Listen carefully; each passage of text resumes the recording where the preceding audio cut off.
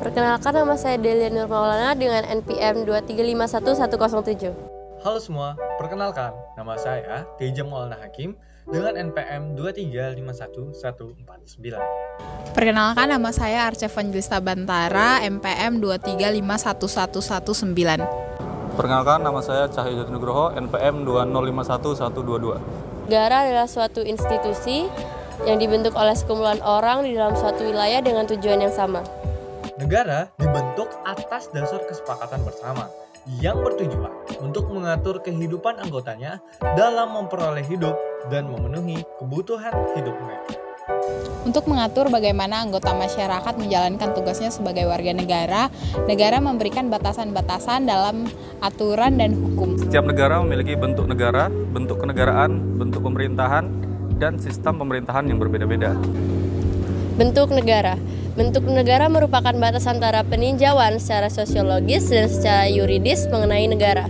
Yang pertama, peninjauan secara sosiologis, yaitu apabila negara keseluruhan tanpa melihat isinya. Yang kedua, peninjauan secara yuridis, yaitu apabila negara hanya dilihat dari isinya dan strukturnya. Menurut teori-teori modern sekarang ini, bentuk negara yang terpenting ialah negara kesatuan dan negara serikat. Yang pertama, negara kesatuan. Negara kesatuan adalah bentuk suatu negara yang merdeka dan berdaulat dengan satu pemerintahan pusat yang berkuasa dan mengatur seluruh daerah. Namun dalam pelaksanaannya, negara kesatuan ini terbagi ke dalam dua macam sistem. Yang pertama yaitu sistem sentralisasi, yakni pemerintahan yang langsung dipimpin oleh pemerintahan pusatnya. Dan yang kedua sistem desentralisasi, yakni penyerahan wewenang dari pemerintahan pusat ke daerah. Dan yang kedua adalah negara serikat. Negara serikat atau federalisasi merupakan bentuk negara gabungan yang terdiri dari beberapa negara bagian dari sebuah negara serikat. Dasar pembandingan antara negara kesatuan dan negara serikat. Yang pertama ditinjau dari kedaulatan. Negara kesatuan ditangani oleh pemerintahan pusat, sedangkan negara serikat, pemerintah pusat mendapat kedaulatan dari negara-negara bagian untuk menjalankan tugas pemerintahan. Dan yang kedua ditinjau dari konstitusi. Negara kesatuan hanya ada satu konstitusi yang mengatur keseluruhan. Yang kedua ditinjau dari konstitusi. Negara kesatuan hanya ada satu konstitusi yang mengatur keseluruhan. Kemudian negara serikat. Tiap negara bagian bebas untuk memiliki atau membuat konstitusi asal tidak bertentangan dengan negara kesatuan. Secara umum, sering terjadi pencampuran dalam menggunakan istilah bentuk pemerintah dan sistem pemerintahan. Padahal dalam ilmu negara, kedua istilah tersebut mempunyai perbedaan mendasar. Menurut Hans Kelsen dalam teori politik klasik, bentuk pemerintahan diklasifikasikan menjadi monarki dan republik. Ditambahkan oleh Muhammad Kusnardi dan Harmeli Ibrahim Paham El Duguid dalam buku Trade, The Code Constitutionnel, lebih lazim dipakai untuk membedakan kedua bentuk tersebut. Jika kepala negara diangkat berdasarkan hak waris atau keturunan, maka disebut dengan monarki.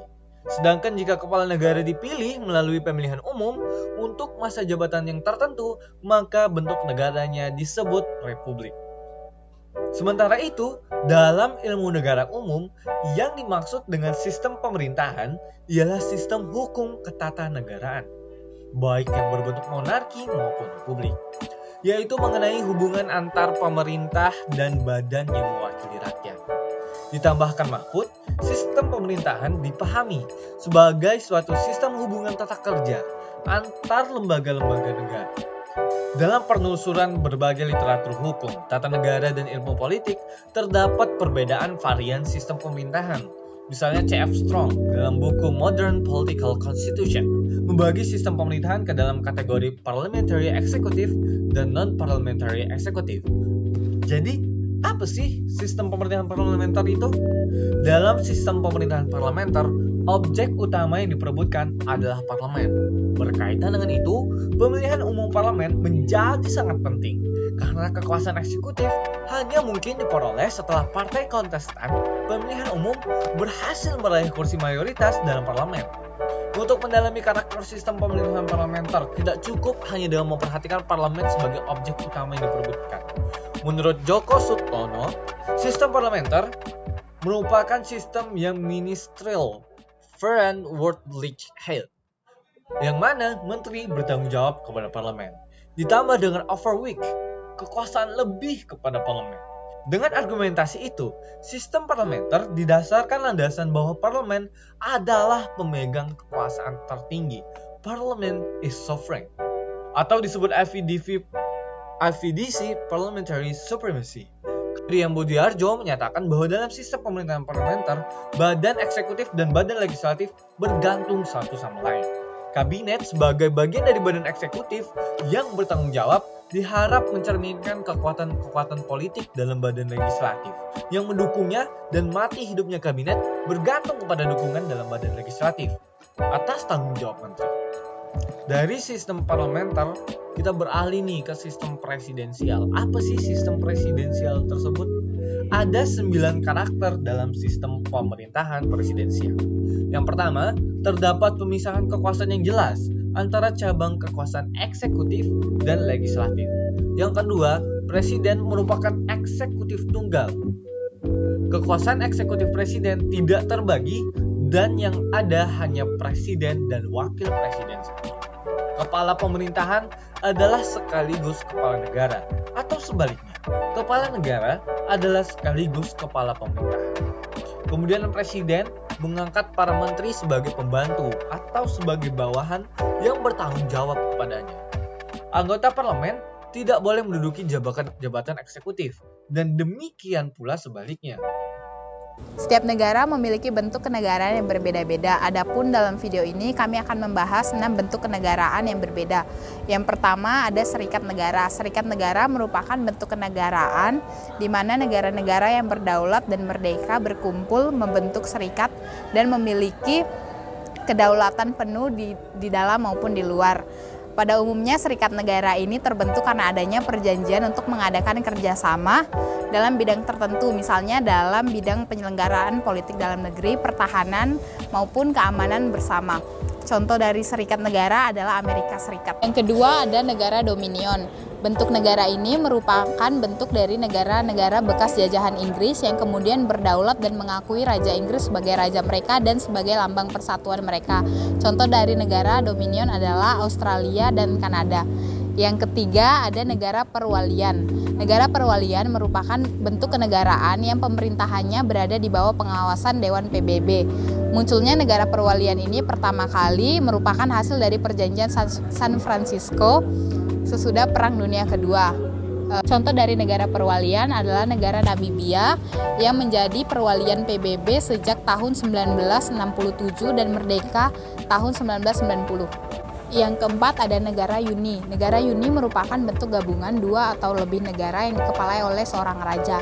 Dalam negara Uni ada 2 jenis. Yang pertama ada Uni personil. Uni personil merupakan negara yang terbentuk karena memiliki kepala negara yang sama. Contoh dari Uni personil adalah Uni Inggris Skotlandia pada tahun 1603 sampai 1707. Yang kedua ada Uni Real. Uni Real merupakan uni yang terjadi apabila negara-negara memiliki kelengkapan negara yang sama untuk menyelenggarakan kepentingannya bersama yang dibentuk melalui perjanjian. Contoh dari Uni Real adalah Uni Australia-Hungaria pada tahun 1867 sampai 1918. Yang kelima ada negara protektorat. Negara protektorat merupakan suatu negara yang berada dalam lindungan negara lain. Biasanya soal hubungan luar negeri dan pertahanan dari negara protektorat ini dengan persetujuan yang diserahkan kepada negara pelindung. Contoh dari negara protektorat adalah negara Mesir, protektorat dari Turki pada tahun 1917. Yang kelima ada negara koloni atau jajahan. Negara koloni atau jajahan merupakan bentuk negara yang berada di bawah kekuasaan negara lain. Contoh dari negara koloni atau jajahan adalah negara Indonesia sebelum 17 Agustus 1945. 6. Negara mandat. Negara mandat merupakan bentuk negara bekas jajahan negara-negara yang kalah dalam Perang Dunia Pertama yang diletakkan dalam pemerintahan mandat dari negara-negara yang menang yang kemudian diawasi oleh Dewan Mandat Liga Bangsa-Bangsa. Contoh dari negara mandat ini merupakan negara Kamerun bekas jajahan Jerman yang menjadi mandat Prancis. Ada 2 bentuk pemerintahan yang akan saya jelaskan dalam video ini. Yang pertama ada bentuk pemerintahan monarki dan yang kedua ada republik. Monarki itu kemauan negara itu terbentuk dari satu orang tunggal. Suitno menyebutnya dengan kemauan negara yang tersusun dari jiwa seseorang yang mempunyai bentuk fisik Di sini kemauan negara itu tidak ditentukan oleh suatu kelompok atau suatu badan. Dan yang kedua ada republik. Republik ini kemauan negara ditentukan oleh suatu dewan. Suyitno juga menjelaskan bahwa kemauan negara itu atas kemauan yuridis. Maksudnya dewan di sini bersifat abstrak dan berbentuk yuridis. Dewan tersebut terdiri dari beberapa fisik individu dan dewan ini dipahami dengan suatu kenyataan yuridis. Leon Duguid membedakan bentuk pemerintahan monarki dan republik dengan kriteria cara atau dengan pengangkatan kepala negaranya. Apabila kepala negara dilantik atau diangkat berdasarkan sistem pewarisan, terkait siapa yang menjadi ahli waris dari tahta tersebut sudah menjadi bagian dari ketentuan dalam bentuk pemerintahan monarki tersebut. Kelebihan dari sistem republik yang pertama seringnya jejak pendapat dan diskusi yang dapat membuka mata dari pemerintah akan aspirasi masyarakat. Lalu yang kedua itu ada perubahan pemerintahan akibat pemilu yang dapat menimbulkan inovasi pembangunan dan warna sejarah negara. Lalu selanjutnya ada ikutnya semua komponen negara dalam memajukan negara tersebut.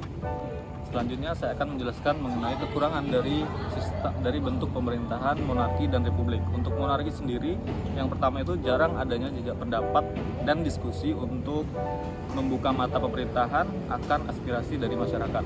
Yang kedua, tidak adanya inovasi dalam pembangunan dan stagnansi warna sejarah sekaligus ketergantungan terhadap beberapa sosok. Lalu yang terakhir itu adalah ketidakadilan akibat adanya komponen negara yang tidak terlibat. Selanjutnya adalah kekurangan dari sistem dari bentuk pemerintahan republik. Yang pertama itu membengkaknya anggaran yang dikeluarkan pemerintah karena adanya pesta demokrasi. Lalu yang kedua adalah pemerintahan itu yang terkesan tidak tegas untuk memaksa masyarakatnya melaksanakan suatu peraturan. Yang ketiga yaitu adanya distorsi nilai dan norma sehingga berakibat rendahnya patriotisme dan nasionalisme masyarakat terhadap negara.